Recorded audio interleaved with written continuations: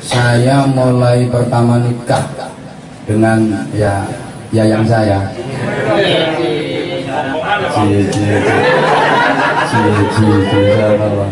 Alhamdulillah itu ya Allah ya Karim, itu penuh dengan sesuatu yang luar biasa, penuh dengan perjuangan. Bayangkan saya di pesantren dan istri saya juga di pesantren, begitu nikah, subhanallah, ya sama-sama nggak punya kerjaan, nggak punya lahan, nggak punya apa-apa, betul-betul nggak punya apa-apa.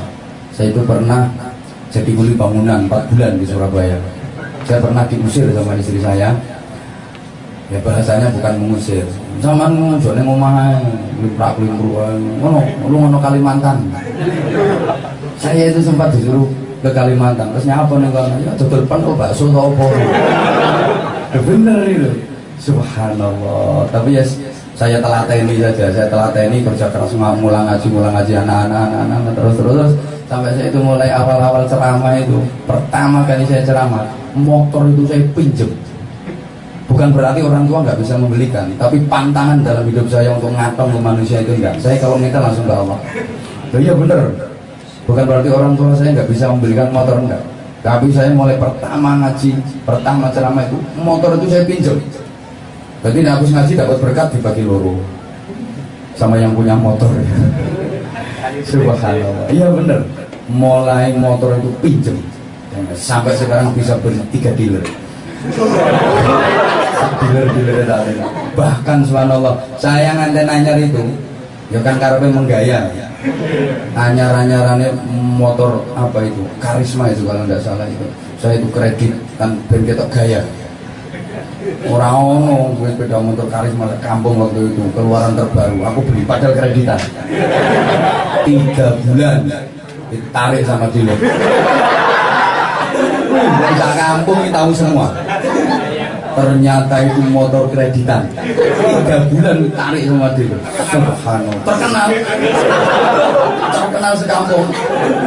Motornya ditarik sama dia, digawano kolte itu terbuka itu langsung diambil sak helm-helmnya. Terus kamu kok bojoku gak dijaluk. Rasanya hati saya ini dealermu tak tuku aku sampai kayak gitu. Jadi alhamdulillah ya.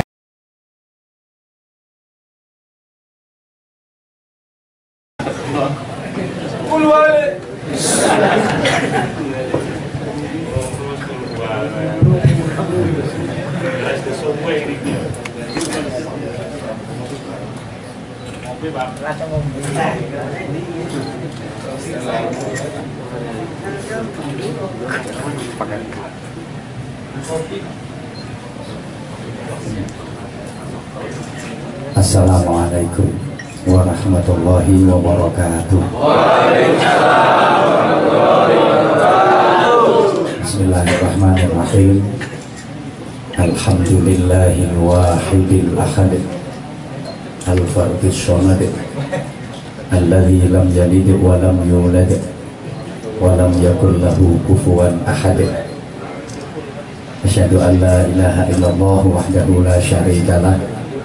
Asyhadu anna Muhammadan abduhu wa rasuluhu la nabiyya ba'da. Allahumma shalli wa sallim wa barik ala sayyidina wa maulana Muhammadin wa ala alihi wa ashabihi wa man tabi'a rusyidah. Subhanaka la ilma lana illa ma 'allamtana innaka antal alimul hakim. Rabbi shrah li sadri wa yassir li amri wahlul 'uqdatam min lisani yafqahu qawli waj'alni waziran min ahli. Amma ba'd. Janabal ulama, ulama anal a'izza, alim ulama, para sesepuh yang saya taklimi, yang saya hormati, Ustaz Miftah, Ketua KMI bersama para pengurus dan anggota, ketua organisasi-organisasi yang ada, saudara-saudaraku, ikhwatal iman, jemaah sekalian yang saya cintai, yang saya hormati rahimakumullah. Alhamdulillah, bi'aunillah, biqudratillah, biiradatillah, malam ini saya Al-Fakir yang baik Anwar Zahid bisa bermuajahah, bisa bersilaturahim kepada saudara-saudaraku sekalian yang mudah-mudahan senantiasa dirahmati Allah Subhanahu wa taala. Saya bahagia, saya bangga, saya salut kepada rekan-rekan yang berada di negeri ginseng ini. Subhanallah, ini acaranya curhat. Tadi katanya ngeteh, ngobrol tentang hidayah, betul? Yes, meskipun suguhannya bukan teh, ini saya disuguhi kopi susu. Tadi saya sampaikan minuman yang paling saya nggak suka itu kopi susu, karena itu minuman yang nggak jelas. Kopi ini ngajak melek, susu ini ngajak turu. Lek kopi ya kopi mesisan melek, lek susu mesisan susu turu. Ini kopi susu ini kan minuman yang nggak jelas. Jujur, berjumpa dengan saudara-saudara dan juga mbak-mbak yang cantik-cantik itu, saya nggak merasa berada di negeri orang. Saya itu seakan-akan berada di desa tetangga. Jujur, saya nggak merasa nyebrang lautan karena saya naik pesawat. Insya Allah, alhamdulillah. Ternyata Allah mentakdirkan saya berjumpa dengan saudara-saudara saya yang sama dengan saya, jemburisnya. Ya unek kene yo ketemu wong Blitar, wong Ponorogo, wong Tulungagung, wong Kendal, wong Kebumen, wong Jenogoro. Ya Allah, alhamdulillah. Mudah-mudahan saudara-saudaraku yang berjuang, yang beribadah di negeri ginseng ini senantiasa mendapatkan hidayah Allah SWT. Dan hidayah itu harus kita pertahankan, harus istiqomah. Dan doa saya mudah-mudahan dimanapun kita senantiasa mendapatkan kesuksesan. Sukses yang hakiki, yang fid dunya hasanah wa fil akhirati hasanah. Saudara-saudaraku, orang sukses itu bukan orang yang berhasil mendapatkan apa yang diinginkan, bukan. Orang sukses itu adalah orang yang berhasil mendapatkan kebaikan dalam hidupnya. Jadi orang yang berhasil mendapatkan apa yang dia inginkan itu belum tentu orang sukses. Tapi yang dinamakan sukses itu adalah orang yang berhasil mendapatkan kebaikan dalam hidupnya. Sehingga Al-Quran mengajarkan ketika berdoa kepada Allah, kita nggak disuruh meminta apa yang kita inginkan, tapi kita disuruh meminta kebaikan. Rabbana atina fid dunya hasanah. Ya Allah, berikanlah kepada kami di dunia ini hasanah, kebaikan. Bukan apa yang saya inginkan, bukan, tapi kebaikan. Wa fil akhirati hasanah. Berikan pula saya di akhirat nanti kebaikan. Yang hasanah fid dunya dan hasanah fil akhirah itu waqina adzabannar. Nanti endingnya bisa diselamatkan dari azab neraka. Maka saya ulang, kalau ada orang yang berhasil mendapatkan apa yang dia inginkan, itu belum tentu orang sukses. Kenapa? Karena apa yang dia inginkan berhasil dia dapatkan belum tentu jadi kebaikan bagi dirinya. Allahumma shalli ala Muhammad. Saya sering kasih contoh, banyak orang yang kepingin jadi pejabat, kepingin jadi anggota dewan kalau di negara kita, kepingin jadi bupati, berbagai macam ikhtiar, berbagai macam usaha dia lakukan, berhasil jadi bupati, tapi ternyata jabatan bupati yang dia dapat itu nggak jadi kebaikan. 6 bulan jadi bupati, masuk penjara. Ada yang jadi gubernur belum sampai 1 tahun sudah masuk penjara. Dia kan berhasil mendapatkan apa yang dia inginkan, tapi ternyata apa yang dia inginkan, apa yang dia dambakan, yang dia cita-citakan berhasil dia dapat, tapi tidak menjadi kebaikan. Maka kita nggak usah iri dengan orang yang berhasil mendapatkan sesuatu, tapi irilah dengan orang yang baik. Karena orang yang baik itu pasti hidupnya bahagia. Betul? Orang yang berhasil mendapatkan apa yang dia inginkan belum tentu itu jadi kebahagiaan, belum tentu itu jadi kebaikan. Sekali lagi saya ulang, kita nggak usah iri dengan orang yang berhasil mendapatkan sesuatu, tapi irilah dengan orang yang baik. Karena kalau orang baik itu pasti hidupnya bahagia. Ada orang dapat door prize, ada orang dapat hadiah. Kita nggak usah iri. Hadiah yang dia dapat belum tentu jadi kebaikan. Ada kok orang dapat door prize, dapat mobil, luar biasa, seneng dapat mobil. Tapi ternyata baru dipakai 1 hari, brus, pakai jalan mobilnya nubruk bokongnya Prauto maksudnya. Kan dia mendapatkan apa yang mendapatkan sesuatu, tapi tidak jadi kebaikan. Sehingga Imam Ali karramallahu wajhah itu pernah mengatakan demikian. Ketika saya menginginkan sesuatu, maka saya berdoa kepada Allah agar yang saya inginkan itu diijabah dan dikabulkan Allah. Saya kerja keras, saya ikhtiar maksimal untuk menggapai apa yang saya inginkan. Ketika yang saya inginkan itu berhasil saya dapatkan, doa saya dikabulkan Allah, maka saya bersyukur kepada Allah, saya berterima kasih kepada Allah, saya mengucap Alhamdulillah. Berarti apa yang saya inginkan di ACC sama Allah, apa yang saya inginkan disetujui sama Allah. Tapi ketika saya menginginkan sesuatu, saya berdoa kepada Allah, ternyata doa saya tidak dikabulkan. Saya kerja keras, saya ikhtiar maksimal, ternyata kerja keras saya gagal, ikhtiar saya tidak berhasil. Saya lebih berterima kasih lagi kepada Allah, saya lebih bersyukur kepada Allah. Gagal itu malah lebih bersyukur.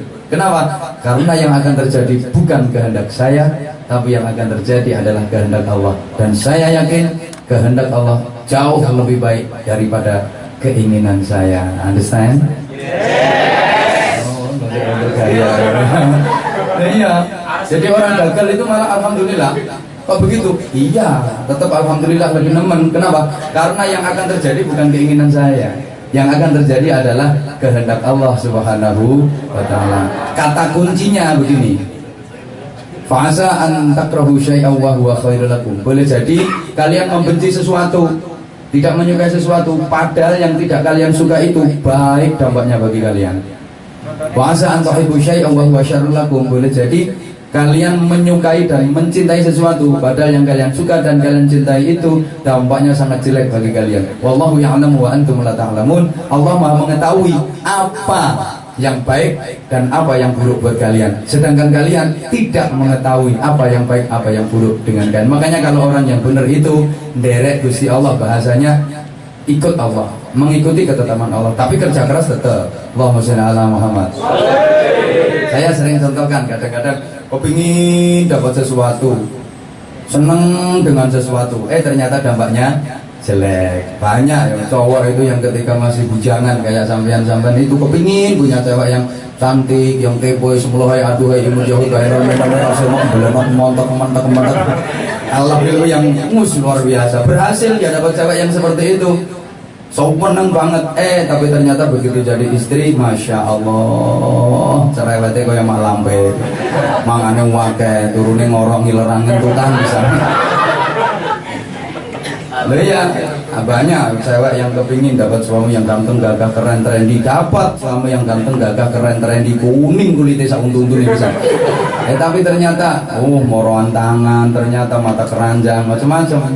Kadang-kadang kita tidak menyukai sesuatu, tapi itu dampaknya baik buat kita. Makanya ketika mengalami sesuatu yang tidak kita inginkan, kita nggak boleh kecewa, ngersulo, apalagi marah-marah sama Allah. Kadang ada loh yang seperti itu, katanya kita disuruh berdoa, disuruh ikhtiar, ternyata masih gagal, protes sama Allah. Lah iya, aku ki ya wis ndonga, ya wis kerja keras, ya tak rewangi poso Senin Kamis, kenyataane kok gagal. Kadang-kadang aku nek mikir Gusti Allah mumet dhewe ya. Karep ya kowe ora mudeng aku. Nah, Gusti Allah kok dikon nuruti karepe iki lho, sing dadi pangerane sapa. Maka enggak boleh. Bahkan Rasulullah pernah mengatakan, jangan berkata seandainya. La taqul law fa inna law minasyaiton. Jangan pernah mengatakan andai kata, seandainya. Karena yang namanya andai kata, seandainya itu datangnya dari syaitan. Kalau dalam bahasa Jawa itu apa ya? Kalau daerah Bojonegoro ngarani jatuh. Paham ya kata-kata jatuh.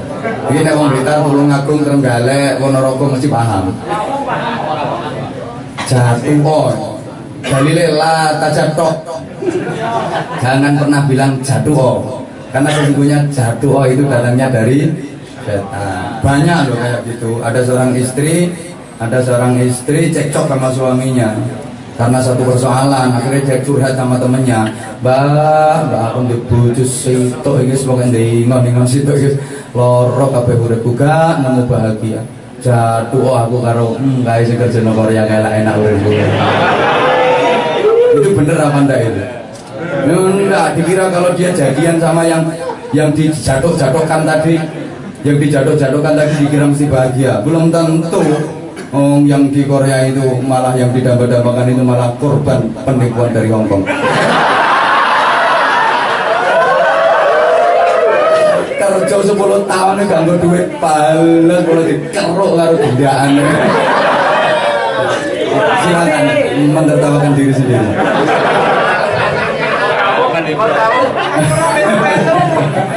Ya seperti itu, jatuh-jatuhan itu enggak boleh bilang seperti itu. Maka sebenarnya untuk mendapatkan kesuksesan itu ya gak sesuai sesuk pakai itu ceramah dari namanya ngeteh nyantai. Ini waktu saya juga nggak lama karena saya sendiri belum istirahat. Mulai kemarin perjalanan sehari semalam, saya sendiri juga belum istirahat. Ini capek. Kami mudah-mudahan terobati, bukan memandang sebelah sini tapi memandang yang sebelah sana. Ya mohon maaf, aku mulai dulu nggak pernah tertarik sama laki-laki. Yang sebelah sana terus GR bendol ini sekedar basa-basi menurut Subhanallah. Orang sukses itu kuncinya ada 3. 1, bekerja keras.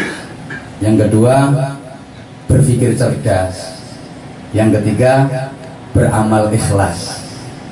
Kalau dalam filosofi yang sering saya sampaikan ke anak-anak saya, kalau kepingin sukses di dunia hasanah wa fil akhirati hasanah, itu yang pertama bekerja keras. Ya bekerja harus keras.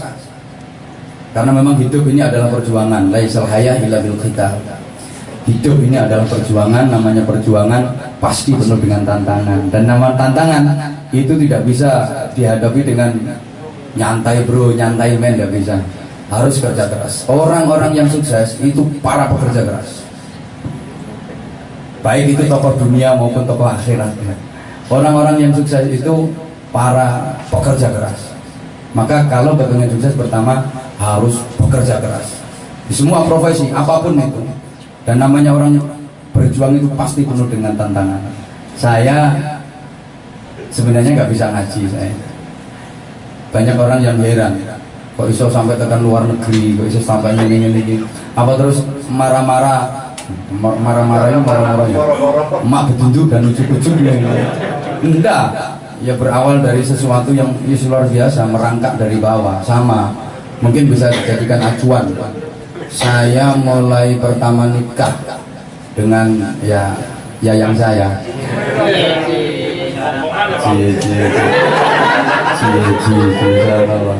Alhamdulillah.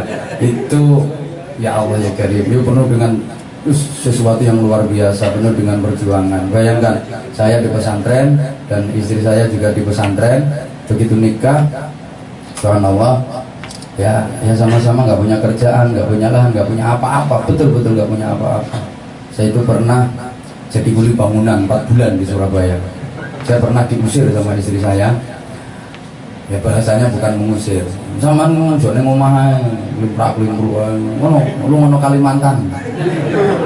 Saya itu sempat disuruh ke Kalimantan, terus nyapa nih kan, ya dodol pen bakso atau apa. Bener itu, subhanallah. Tapi ya saya telateni saja, saya telateni kerja keras, ngulang ngaji anak-anak terus sampai saya itu mulai awal-awal ceramah itu. Pertama kali saya ceramah, motor itu saya pinjem. Bukan berarti orang tua nggak bisa membelikan, tapi pantangan dalam hidup saya untuk ngatong ke manusia itu enggak. Saya kalau minta langsung ke Allah. Iya bener. Bukan berarti orang tua saya nggak bisa membelikan motor, enggak. Tapi saya mulai pertama ngaji, pertama ceramah itu, motor itu saya pinjam.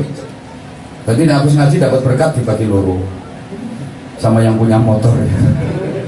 Subhanallah. Iya bener. Mulai motor itu pinjam. Sampai sekarang bisa beli 3 dealer. Dealer-dealer tadi. Bahkan subhanallah, saya nganten anyar itu, ya kan karepe menggaya. Anyar-anyarannya motor apa itu? Karisma itu kalau nggak salah itu. Saya itu kredit kan ben ketok gaya. Orang ono gue sepeda motor karisma kampung waktu itu, keluaran terbaru. Aku beli padahal kreditan. 3 bulan ditarik sama dealer. Bisa kampung ini tahu semua. Ternyata itu motor kreditan. 3 bulan ditarik sama dealer. Subhanallah. Terkenal sekampung. Motornya ditarik sama dealer. Digawono kolte itu. Terbuka itu langsung diambil sak helm-helmnya. Wes gak apa-apa pokok bojoku gak dijaluk. Rasanya hati saya ini dealermu tak tuku aku. Sampai kayak gitu. Jadi alhamdulillah ya itu tadi dari apa? Kerja keras. Rasulullah itu pertama berjuang sendiri. Gak punya teman. Pertama berjuang sendiri, tapi karena kerja keras dan kerja keras akhirnya mendapatkan keberhasilan. Satu itu. Bes. Yang kedua, berpikir cerdas. Orang-orang sukses itu orang yang cerdas. Hidup ini pilihan. Kita disuruh memilih yang baik dan yang buruk. Kita disuruh memilih yang benar dan yang salah. Kita disuruh memilih jadi orang yang untung apa orang yang rugi. Dan orang yang sukses dalam memilih adalah orang yang cerdas. Orang yang untung dalam hidup ini adalah orang yang cerdas. Saya sering sampaikan, menghadapi pilihan hidup ini manusia dibagi 3. Pertama, manusia yang cerdas. Yang kedua, manusia yang gak waras. Yang ketiga, manusia yang geragas. Kira-kira sama termasuk kelompok yang mana? Geragas, ya betul. Lekan geragas nyapa ada Melayu dengan Korea. Itu kan karena kegeragasan. Ya. Subhanallah. Orang yang sukses itu orang yang cerdas. Maka majelis taklim, pendidikan, apa-apa itu tujuannya kan untuk mencerdaskan. Orang yang cerdas itu orang yang bagaimana? Nanti saya sampaikan. Sebentar, waktunya tinggal 2 menit. Pertama, orang yang bodoh. Orang yang bodoh gak waras. Orang yang bodoh gak waras itu bukan berarti orang yang gak bisa baca, gak bisa nulis. Kalau ada orang gak bisa baca, gak bisa tulis, jangan kesusu. Kesusu bener ya? Jangan kesusu dikatakan dia orang bodoh. Belum tentu. Orang bodoh itu jangan dianggap kalau orang yang nggak bisa baca. Orang nggak bisa baca, kayak iso moco naik. Jangan dibilang orang bodoh. Ya kayak iso moco, mungkin dia bodoh dalam hal membaca, tapi dalam hal yang lain dia bisa jadi cerdas. Orang yang nggak bisa baca, orang yang nggak bisa tulis, jangan dibilang dia orang bodoh. Belum tentu kok. Memang dia bodoh dalam urusan baca tulis, tapi dalam urusan yang lain bisa jadi dia cerdas. Rasulullah Muhammad SAW itu Nabiul Ummi. Gak bisa baca, gak bisa nulis, tapi dapat julukan Fatona, artinya cerdas. Padahal gak bisa baca, gak bisa nulis. Nah sampean pinter maca, pinter nulis, tapi kok on kabeh ngono to. Maka siapa orang bodoh itu? Orang bodoh itu orang yang keliru dalam menentukan pilihan hidup. Orang yang salah dalam memilih, itu orang bodoh. Meskipun dia profesor, titelnya macam-macam lah, MM, mumat-mumat, apa SE, Sobo Embong, apa kayak Ustadz Mustah ini, SPD, sibuk mulai dewi, macam-macam tak SAG, sarjana alam gaib, sarjana gimana, ada yang sebelah sana itu titelnya IR, Hiren Roto. Ya meskipun profesor tumpuk-tumpuk sekalipun, kalau salah dalam menentukan pilihan, itu namanya orang bodoh. Orang bodoh. Sehingga orang yang cerdas itu adalah orang yang tepat dalam menentukan pilihan hidup. Tepat dalam menentukan pilihan hidup. Makanya karena hidup ini pilihan, hadapi hidup ini dengan kecerdasan. Nah, tentang perjuangan dimanapun lahan perjuangan itu ada. Orang berjuang di bidang agama nggak harus pakai tasbih, nggak harus ngaji, baca kitab dan sebagainya, nggak harus dikir putar tasbih, kelotak itu enggak. Berjuang beribadah itu sesuai dengan profesi. Oke, ya ini sebagian dari materi yang besok akan saya sampaikan biar sampean agak penasaran. Orang berjuang dan beribadah itu sesuai dengan profesi. Rasulullah sebagai tauladan kita itu dalam membagi waktu hidupnya itu proporsional. Ini ngerti bahwa aku ngomong proporsional ini? Kita ini dong. Jadi sesuai dengan profesi. Ketika malam hari Rasulullah membagi waktunya tiga, dibagi tiga. Sulusun li nafsi, yang sepertiga untuk istirahat, untuk diri sendiri. Wa sulusun li ahli, yang sepertiga untuk istri. Wa sulusun li rabbi, yang sepertiga terakhir untuk Tuhannya. Jadi nggak bener ya. Orang hidup itu putar tasbih terus klotak enggak. Ini wayahe sholat ya sholat, wayah poso ya poso, wayah zikir ya zikir, wayah kerja ya kerja, wayah kelon ya. Kalau sudah orang oleh sampai Thailand gue.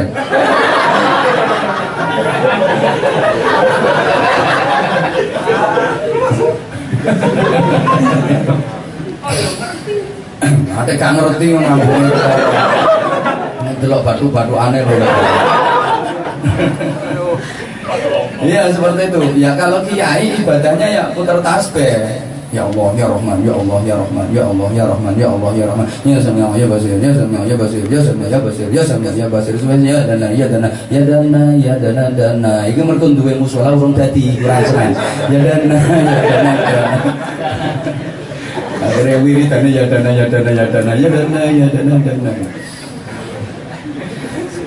Lah kalau pejabat itu ibadahnya ya pakai pulpen, pakai tanda tangan itu.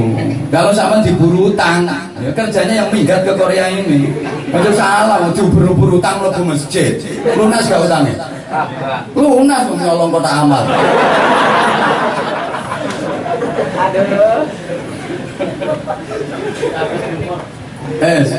Yang ketiga, pokoknya cerdas lah, harus cerdas.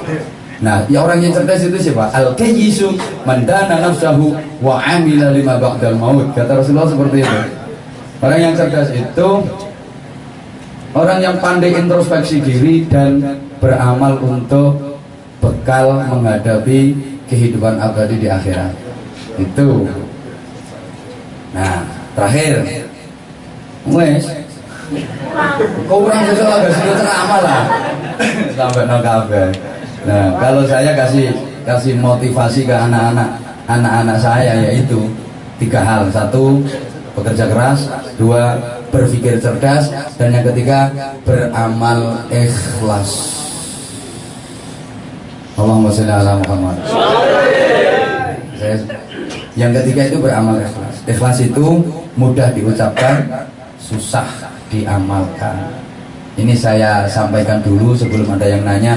Itu yang ngasih motivasi di metingkring di kursi itu apa? Ya sudah ikhlas. Kalau ditanya seperti itu jawaban saya jelas belum. Ya memang kan ikhlas itu mudah diucapkan, susah diamalkan. Nah kalau kepingin tahu gambarannya ikhlas itu apa? Ikhlas itu ya kayak surat Al-Ikhlas itu. Iya, yang Saman sering bilang kul huwa itu sebenarnya filosofi yang luar biasa. Surat Al-Ikhlas itu gambaran tentang keikhlasan. Artinya apa?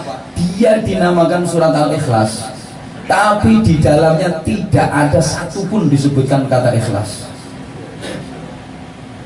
Gitu loh. Kalau surat Al-An'am di dalamnya ada kata An'am. Surah An-Naml di dalamnya ada kata An-Naml. Surah An-Nisa memang di dalamnya menyinggung-nyinggung tentang Nisa dan banyak disebut kata-kata Nisa. Surat Al-Lail ada Al-Lailnya, surat Al-Duha ada Al-Duhanya. Surat Yasin ada Yasinnya. Surat Al-Qamar ada Qamarnya. Tapi surat Al-Ikhlas dia dikatakan surat Al-Ikhlas, tapi ikhlasnya tidak disebutkan di situ. Susah memang ikhlas itu. Makanya ya latihan dan latihan. Maka tasfiyatul amal an mulahadatil makhluqat. Memurnikan amal perbuatan dari perhatian semua makhluk. Itu orang yang ikhlas ya. Komplitnya ya besok disebut no kabeh saiki kasih ceramah besok entek materinya. Itu jadi 3 hal. Terus dalam berjuang itu kalau guru saya itu kalau nuturi kayak gini. Jadi ya suket pakai filosofinya rumput. Ya suket apa saja. Rumput itu ya rumput. Filosofinya rumput. Subhanallah. Rumput itu setiap saat dia diinjak-injak bukan hanya oleh 1-2 kaki, ribuan kaki menginjak-injaknya setiap hari. Tapi apakah setelah diinjak-injak itu rumput terus loyo? Enggak. Dia akan bangkit kembali, dan bangkit kembali. Oh, dia ora karo-karuan, mosak masih rubuh rebah ndak karo-karuan.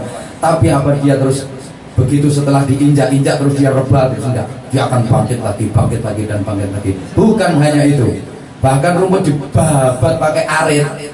Dibuat berarti kayak apa? Dia tumbuh lagi dan tumbuh lagi. Dicabut dari tanah pun dia akan tumbuh lagi dan tumbuh lagi. Dibakar sekalipun bekas bakaran itu akan tumbuh rumput lagi. Tadi filosofi yang berjuang niku dongane mek situ. Bismillahirrahmanirrahim. Allahumma ndablek. Iya. Karena sekali lagi seperti yang saya sampaikan di depan, namanya orang berjuang itu ya kadang-kadang diinjak-injak orang, kadang-kadang dibabat pakai sabit, kadang-kadang dicabut dari tanah.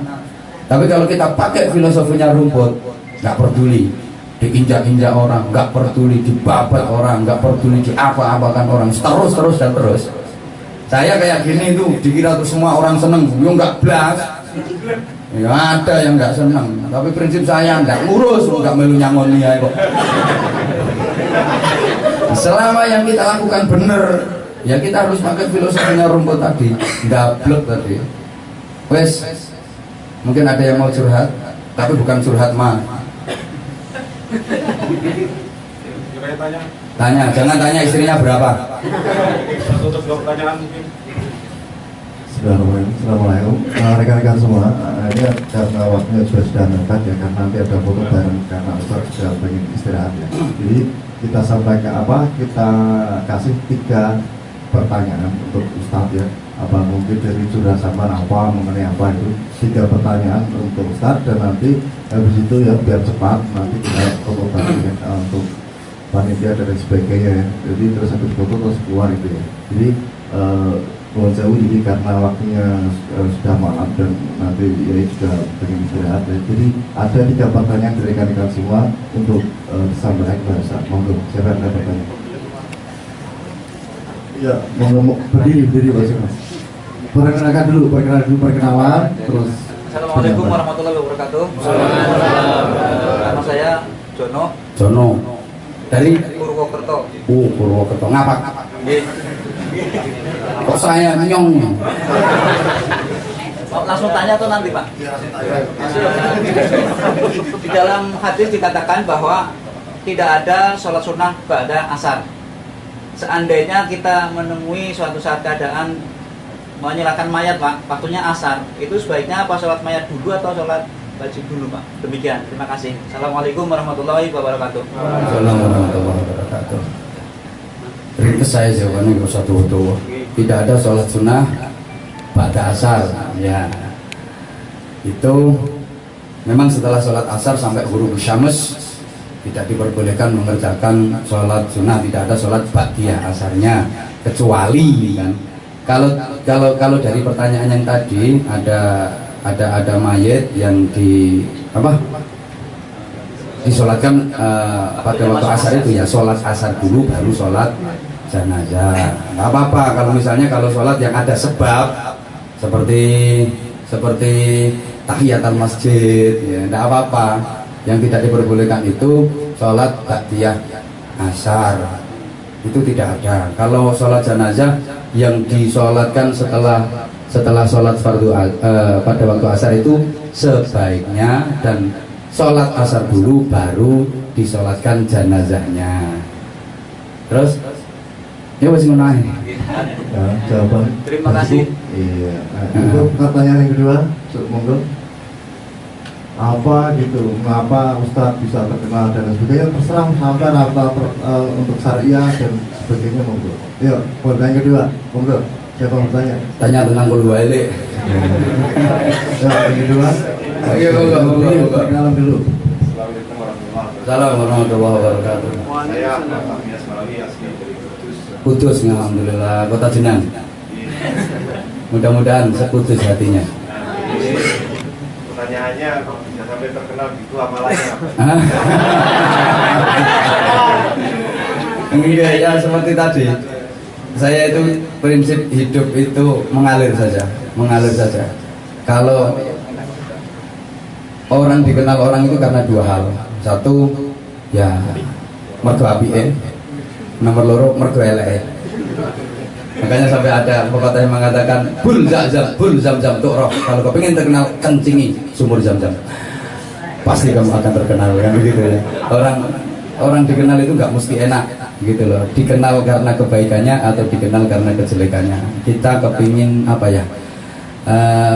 Saya sih sebenarnya bukan apa-apa dan bukan siapa-siapa. Bukan apa-apa dan bukan siapa-siapa. Tapi prinsip hidup saya itu, nek wong Jawa bilang ngetutno iline banyu gitu saja. Jujur, saya itu mulai dulu nggak pernah berkeinginan jadi seorang mubalek, nggak pernah punya cita-cita jadi mubalek. Cita-cita saya mulai kecil itu saya ingin jadi seorang guru. Jadi mulai dulu itu saya kepingin jadi guru. Saya itu kalau lihat guru itu enak banget gitu, mulia banget kehidupannya. Cita-cita saya seperti itu. Saya nggak pernah punya keinginan untuk menjadi seorang mubalek, apalagi yang sampai terkenal, sama sekali tidak. Dan bahkan di pesantren itu saya nggak pernah belajar ceramah, belajar pidato seperti itu, enggak. Jarang sekali saya tampil. Tapi tahu Allah mentakdirkan saya seperti ini, ya saya jalani gitu aja. Jadi hidup saya itu bahasanya mengetutkan saya. Apa kok guyu? Apa yang terbaik saya lakukan hari ini, ya saya lakukan. Itu nggak pakai kata ditunda. Kalau kebaikan itu bisa dikerjakan saat ini, ya kita lakukan saat ini. Karena saya punya prinsip khairun nas anfa'uhum linnas, sesuai sabda Rasulullah itu, manusia yang terbaik itu adalah yang hidupnya bermanfaat untuk sesama. Ibadah-ibadah mahdhah yang ada tanpa ibadah ritual yang ada tanpa diikuti dengan ibadah sosial, nggak ada gunanya. Mungkin sholat yang tanha anil fahsya'i wal munkar tujuannya seperti itu. Dalam sehari semalam kita mungkin hidup kita itu 24 jam. Waktu yang untuk sholat itu cuma 1 jam. Tapi 1 jam ini harus bisa direfleksikan untuk 23 jam berikutnya. Gitu loh. Jadi karena saya prinsip hidup saya cuma seperti itu. Terus aku ngetut udah mulai. Jadi gini, apa yang keluar dari hati pasti akan masuk ke dalam hati. Apa yang keluar dari hati pasti akan masuk ke dalam hati. Orang seneng itu sumbernya dari hati. Jadi apa yang keluar dari hati akan masuk ke dalam hati. Kalau keluarnya nggak dari hati, sulit masuk ke dalam hati. Mungkin di antara jamaah, di antara teman-teman saya banyak yang punya pikiran kayak gini. Anwar Zaid itu ada apanya? Kalau dibandingkan dengan yang lain, saya sama sekali keilmuan saya sangat minim, sangat terbatas. Tapi kenapa omongan saya kok bisa didengarkan banyak orang? Itu mungkin aku dulu juga tahu ya. Saya sendiri juga heran. Ya, artinya saya sendiri omonganku yang ini gue disenangi uang itu disenangi apa nih? Saya ini kasar, tapi insya Allah tujuan saya kasar saya bukan bertujuan untuk menyakitkan, tapi kasar saya kepingin meyakinkan. Dan ada kasar itu nggak semuanya jelek kan? Ada kasar tapi baik. Ya kalau kasar-kasarnya lumut bereseti, tapi kasarnya parut kan manfaati. Kasarnya kancut ngadai. Kasarnya janggut nangen nih. Ini janggutnya wong nom, janggutnya nganten anyar, janggutnya wong tua wis paute yang gila nih. Artinya barang saya kasar itu gak kabeh elek kok. Maka kan kadang-kadang saya kalau ngomong jubret enggak ngurus. Kadang-kadang gitu, kenapa kok saya sampai jadi terkenal? Itu salahnya yang membuat saya terkenal. Saya nggak pernah minta jadi orang terkenal, dan jadi orang terkenal itu nggak enak. Tapi terkenal atau tidak itu nggak penting. Apa artinya dikenal manusia kalau nggak dikenal Allah? Bagi saya, ya mudah-mudahan apa yang saya lakukan ini manfaat gitu saja. Terkenal, dikenal manusia kalau nggak dikenal Allah nggak ada artinya. Jadi kalau bisa itu kita ya hablum minallahnya bagus, hablum minannasnya bagus. Prinsip hidup saya tadi, bekerja keras, berpikir cerdas, beramal ikhlas. Itu prinsip hidup saya. Terima kasih. Pertanyaan terakhir. Iya, pertanyaan terakhir ya. Nanti habis pertanyaan terakhir saya sampaikan ya. Nanti terus kita berdoa. Habis itu nanti kita foto bareng ya. Habis itu acara selesai. Ya, untuk selamat tamah ya untuk rekan-rekan di sini. Nanti terus saya biar istirahat. Yuk, monggo untuk pertanyaan yang terakhir. Assalamualaikum warahmatullahi wabarakatuh. Saya Susanto asal Cilacap. Pertanyaan pada Pak Kiai, apa pandangan Pak Kiai mengenai dunia maya antara manfaat dan mudaratnya? sekian aja, terima kasih. Mm-mm. Assalamualaikum warahmatullahi wabarakatuh. Waalaikumsalam warahmatullahi wabarakatuh. Betul. Dunia maya ibarat sebuah alat, ya. Ibarat sebuah pisau. Kalau pandangan saya seperti itu. Jadi ya bisa manfaat bisa enggak, tergantung penggunanya. Sebagaimana pisau ini bisa bermanfaat. Sebagaimana pisau dan api. Api itu kebanyakan orang menilai banyak madorotnya daripada manfaatnya, kan tergantung penggunaannya. Ya kalau api ditaruh di kasur ya bisa membakar rumah, tapi kalau api itu ditaruh di puntung rokok kan enak buat saya. Makanya kalau dalam ceramah yang sering saya sampaikan, dunia maya itu tergantung penggunanya. Sama kalau digunakan untuk kebaikan, subhanallah, manfaatnya luar biasa. Tapi kalau digunakan untuk sesuatu yang madorotnya juga luar biasa. Tergantung bagaimana kita menyikapinya saja. Artinya ya kita ambil yang manfaat, kita hindari yang madorot. Manfaatnya juga luar biasa, penyebaran ilmu dari situ juga luar biasa, banyak sekali. Makanya harus dipilah-pilah, harus difilter.